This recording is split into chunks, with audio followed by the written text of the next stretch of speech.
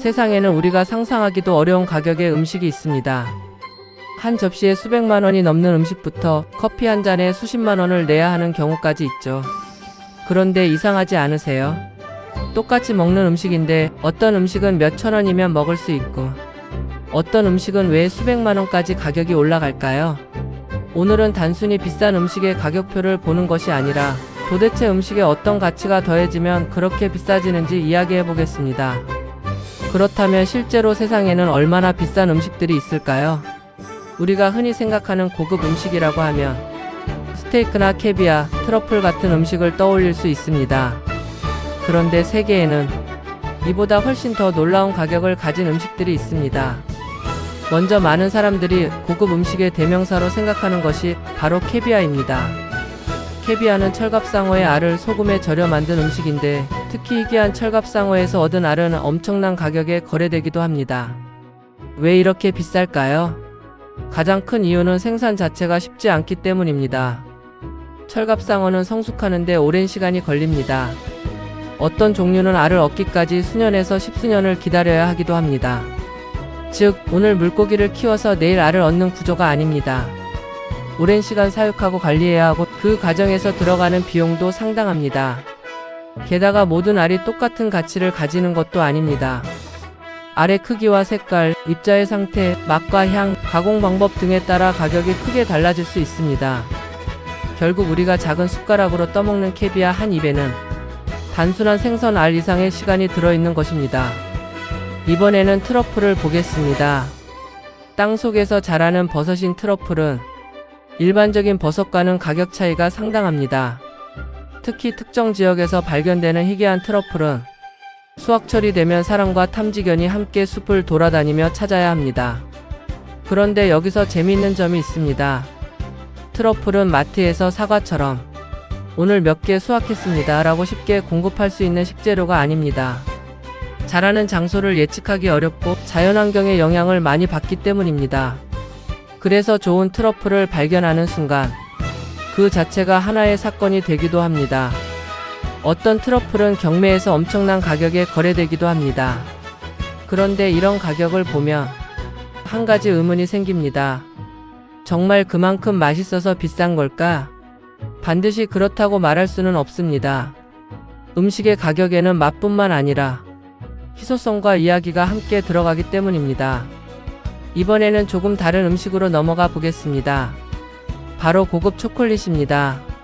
초콜릿이라고 하면 편의점이나 마트에서 쉽게 살 수 있는 음식처럼 느껴집니다. 그런데 세상에는 아주 비싼 초콜릿도 있습니다. 특정 지역에서 생산된 희귀한 카카오를 사용하거나 생산량이 적은 카카오를 엄선하고 숙성과 가공 과정에 특별한 기술을 적용하며 초콜릿의 가격은 크게 올라갈 수 있습니다. 여기에 유명한 쇼콜라티의 이름이나 특별한 장식, 고급 포장, 한정 생산이라는 요소까지 더해지면 가격은 더욱 높아집니다. 결국 같은 초콜릿이라도 어떤 재료를 사용했는지, 누가 만들었는지, 얼마나 생산했는지에 따라 전혀 다른 가격표가 붙는 것입니다. 그렇다면 커피는 어떨까요? 우리가 매일 한 잔씩 마시는 커피도 세계에는 엄청난 가격의 제품들이 존재합니다. 특정 지역에서 아주 적은 양만 생산되는 커피, 특별한 방식으로 가공한 커피, 희귀한 품종의 커피는 일반적인 커피보다 훨씬 높은 가격에 거래될 수 있습니다. 특히 소비자들이 그 커피의 생산 과정과 산지, 품종에 특별한 가치를 부여하며 단순한 음료가 아니라 하나의 고급 상품이 됩니다. 생각해보면 재미있습니다. 우리가 카페에서 마시는 커피 한 잔도 원두의 종류와 생산 지역, 가공 방식에 따라 가격이 달라집니다. 그 차이가 극단적으로 커지면 한 잔의 커피가 평범한 식사보다 비싸지는 경우도 생기는 것입니다. 그런데 여기서 정말 중요한 사실이 있습니다. 비싼 음식이라고 해서 반드시 최고의 음식은 아니라는 것입니다. 이것을 이해해야 고급 음식의 가격을 제대로 볼 수 있습니다. 예를 들어 어떤 음식이 아주 희귀하다고 해봅시다. 전 세계에서 1년에 몇백 킬로그램 밖에 생산되지 않습니다. 그런데 먹어보고 나니 내 입맛에는 특별하지 않을 수도 있습니다. 그렇다고 그 음식의 가격이 잘못된 것은 아닙니다. 그 가격에는 희소성이라는 가치가 포함되어 있기 때문입니다. 예술 작품과 비슷합니다. 똑같은 그림을 여러 장 찍어낼 수 있다면 가격은 낮아질 수 있습니다. 하지만 세상에 단 하나뿐인 작품이라면 사람들은 훨씬 높은 가격을 지불할 수도 있습니다. 음식도 비슷한 면이 있습니다. 세상에 얼마든지 존재하는 음식과 극소수만 생산되는 음식은 가격을 결정하는 방식부터 다릅니다. 그리고 여기에 경쟁이 더해집니다. 어떤 음식이 유명해지면 그 음식을 원하는 사람도 많아집니다. 그런데 공급량은 그대로라면 어떻게 될까요? 가격은 올라갈 수밖에 없습니다. 특히 부유한 소비자들이 나는 남들이 쉽게 먹을 수 없는 것을 먹고 싶다라는 욕구를 가지고 있다면 희귀한 음식의 가격은 더욱 높아질 수 있습니다. 여기에는 음식에 또 다른 가치가 있습니다. 바로 상징성입니다. 어떤 사람에게 고급 음식은 단순히 배를 채우는 음식이 아닙니다. 특별한 장소에서 특별한 사람들과 특별한 순간에 먹는 경험이 됩니다. 그래서 어떤 고급 레스토랑에서는 음식의 재료만큼이나 서비스와 공간, 요리사의 명성, 식사 경험 전체를 가격에 포함시키기도 합니다. 결국 수백만 원짜리 식사가 있다고 해서 그 음식 자체만 수백만 원이라는 의미는 아닙니다. 그 안에는 재료비, 인건비, 시간, 기술, 장소, 서비스, 희소성, 그리고 브랜드의 가치까지 여러 가지가 함께 들어 있습니다. 그렇다면 우리가 여기서 하나 더 생각해 볼 만한 것이 있습니다. 비싼 음식과 좋은 음식은 같은 것일까? 아닐 수도 있습니다. 오히려 좋은 음식의 기준은 사람마다 완전히 다릅니다. 누군가에게는 수백만 원짜리 캐비아가 최고의 음식일 수 있지만 다른 사람에게는 따뜻한 국밥 한 그릇이 훨씬 맛있을 수도 있습니다. 누군가에게는 고급 트러플 요리가 최고의 경험이지만 누군가에게는 어머니가 만들어준 된장찌개가 세상에서 가장 특별한 음식일 수도 있습니다. 결국 음식의 가치는 가격표 하나만으로 결정되는 것이 아닙니다. 희귀해서 가치가 있을 수도 있고 비싸서 특별할 수도 있지만 나에게 특별하기 때문에 가치가 있을 수도 있습니다. 그래서 음식이라는 것이 재미있는 겁니다. 똑같은 재료라도 어떤 나라에서는 평범한 음식이고 다른 나라에서는 최고급 요리가 될 수 있습니다. 어떤 음식은 과거에는 가난한 사람들의 음식이었지만 시간이 지나면서 고급 음식이 되기도 합니다. 반대로 한때 귀했던 음식이 대량 생산 기술이 발전하면서 누구나 쉽게 먹을 수 있는 음식이 되기도 합니다. 음식의 가격은 시대에 따라서도 계속 변하는 것입니다. 오늘은 평범한 음식이 몇십 년 후에는 아주 귀한 음식이 될 수도 있고 지금은 비싼 음식이 미래에는 흔한 음식이 될 수도 있습니다.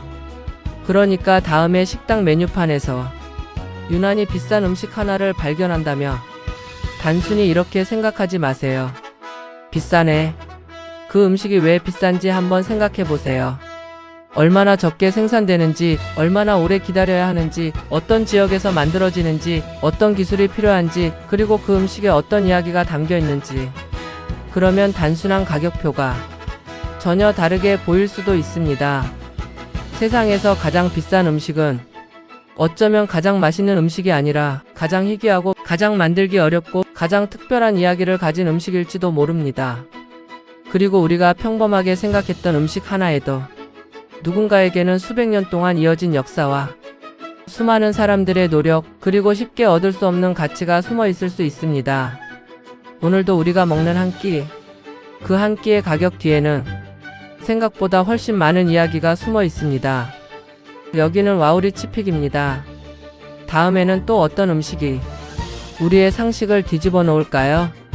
우리가 매일 먹지만 정작 잘 몰랐던 음식 이야기 와우리 치픽에서 계속 찾아보겠습니다. 먼저 가장 중요한 이유 중 하나는 바로 희소성입니다. 쉽게 구할 수 있는 음식은 가격이 높아지기 어렵습니다. 하지만 생산량이 극도로 적거나 특정 지역에서만 만들어지거나 1년에 아주 적은 양만 생산되는 음식이라면 이야기가 달라집니다. 사람들이 원하는데 물량이 부족하며 가격은 자연스럽게 올라갑니다. 특히 특별한 환경에서 자라거나 오랜 시간과 정성이 필요한 음식이라면 더욱 비싸질 수 있습니다. 두 번째 이유는 생산 과정입니다. 음식은 단순히 재료만으로 만들어지는 것이 아닙니다. 어떤 음식은 수확하는데 오랜 시간이 걸리고 어떤 음식은 숙성하는데 몇 년이 필요합니다. 또 사람이 직접 손으로 하나하나 골라야 하거나 특정한 온도와 환경을 계속 유지해야 하는 경우도 있습니다. 결국 우리가 돈을 지불하는 것은 음식 한 조각만이 아닙니다. 그 음식이 만들어지기까지 들어간 시간과 노동, 기술까지 함께 지불하는 것이죠. 세 번째는 역사와 전통입니다. 수백 년 동안 특정 지역에서 만들어져 온 음식이나 특별한 제조법을 가진 음식은 단순한 먹거리를 넘어 하나의 문화가 됩니다. 오랜 시간 이어진 전통 자체가 가치가 되는 겁니다. 여기에 또 하나가 있습니다. 바로 브랜드와 명성입니다. 같은 재료라도 누가 만들었는지, 어디에서 만들어졌는지, 어떤 이름을 가지고 있는지에 따라 가격이 크게 달라질 수 있습니다. 사람들은 단순히 맛만 사는 것이 아니라 그 음식이 가진 이야기와 특별함까지 함께 사는 것이죠. 그렇다면 정말 비싼 음식은 무조건 맛도 훨씬 좋을까요? 꼭 그렇지는 않습니다. 가격과 맛은 항상 비례하지 않습니다.